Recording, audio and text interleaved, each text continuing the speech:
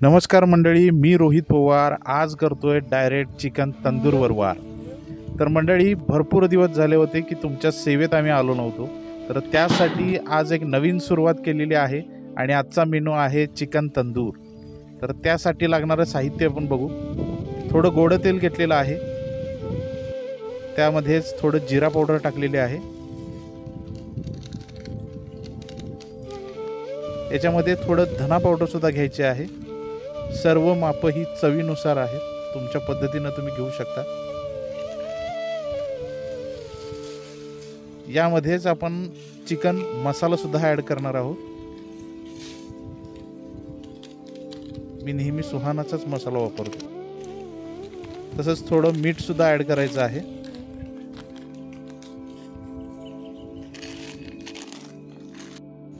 त्यामध्येच आपल्याला आलं लसूण पेस्ट सुद्धा ॲड करायची आहे।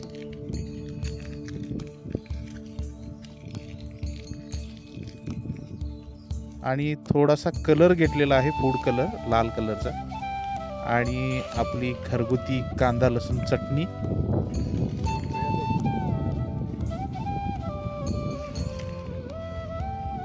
हे सगळं ॲड करून झालं की एक अंड फोडून टाकायचं आपल्याला चवीसाठी। अंड टाकले की थोडी टेस्ट वाढते याच्यामध्ये।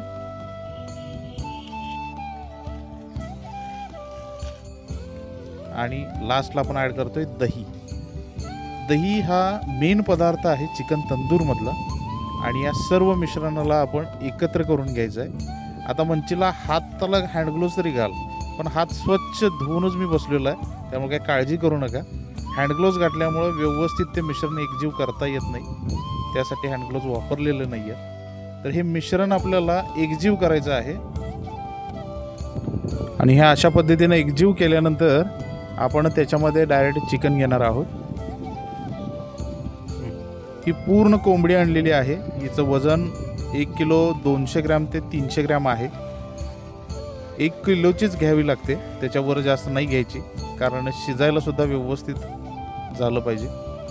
आणि त्याला असे छोटे छोटे कट द्यायचे आहेत आपल्याला, कारण जो आपण मसाला लावणार आहे तो त्याच्या मुळापर्यंत जाईल, आणि टेस्ट खूप छान पद्धतीची आहे।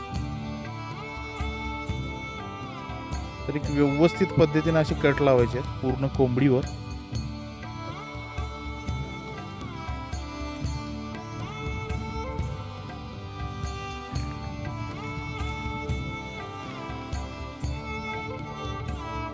तर असं छानशा पद्धतीने आपण याच्यावर कट लावून घेतले, आणि कोणतीही बाजू आपल्याला सोडायची नाहीये, कारण जिथं कट कमी लागणार ती बाजू थोडीशी शिजायला कमी असणार।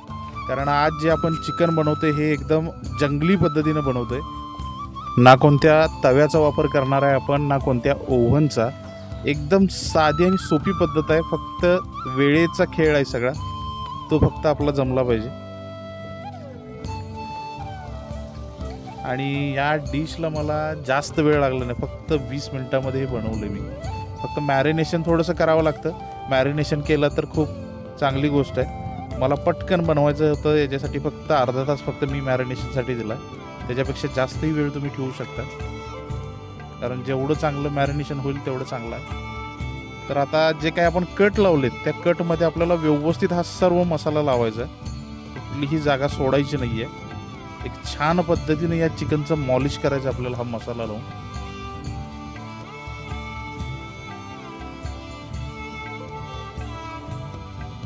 आणि तुम्ही बघितलं असाल की कशा पद्धतीने याला हा मसाला लावावा लागतो, कोणतीही बाजू राहता कामा नये।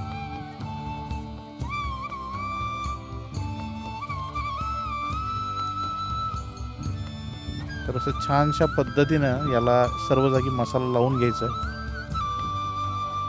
आणि बघा, हे पूर्ण झालं मसाला लावून।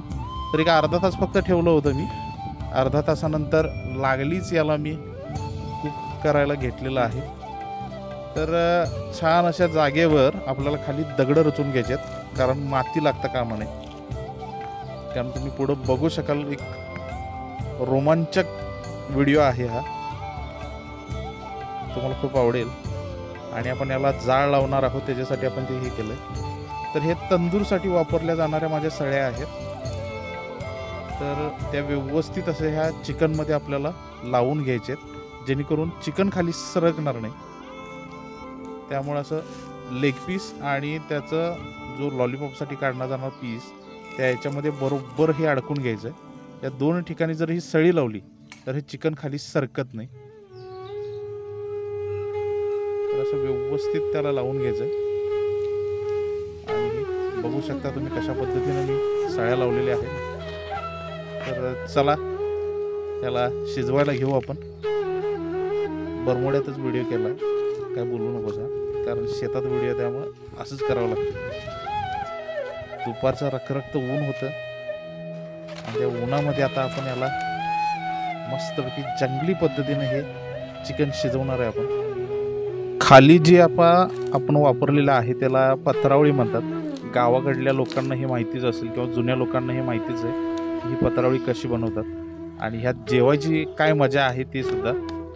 तर हे मी व्यवस्थित आता लावून घेतले. वर एक पत्रावळी लावले आणि त्यावर हा ठेवलेला आहे तेलाचा रिकामा डबा. तर ह्या डब्याच्या आसपास आपल्याला असं सगळं लाकडं वगैरे सगळं लावून घ्यायचं आणि या डब्याच्या चारी बाजूला आपल्याला आग लावायची. चारी बाजूला न चुकता. एका साईडनं जर तुम्ही जाळ लावला तर ते फक्त एका साईडलाच जळणार. तर आमचे महाभाग आमच्या बरोबर होते, मित्र परिवार आमचा.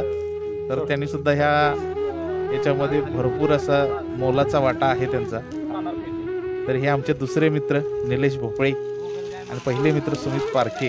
तर ह्या दोघांनी मस्तपैकी हे चिकन शिजवलेलं आहे चारी बाजूने जाळ लावून. आणि आता वेळ झाली चिकनला बाहेर काढायची. तर तुम्ही बघू शकता किती छान पद्धतीनं हे चिकन तंदूर झालेलं आहे. तुम्हाला हे जे काळं दिसते ते तुम्ही म्हणाल की जाळालंय, तर ते जाळालेलं नाही. तंदूर अशा प्रकारेच बनतं कारण हे आपण ओव्हनमध्ये बनवलेलं नाही आहे.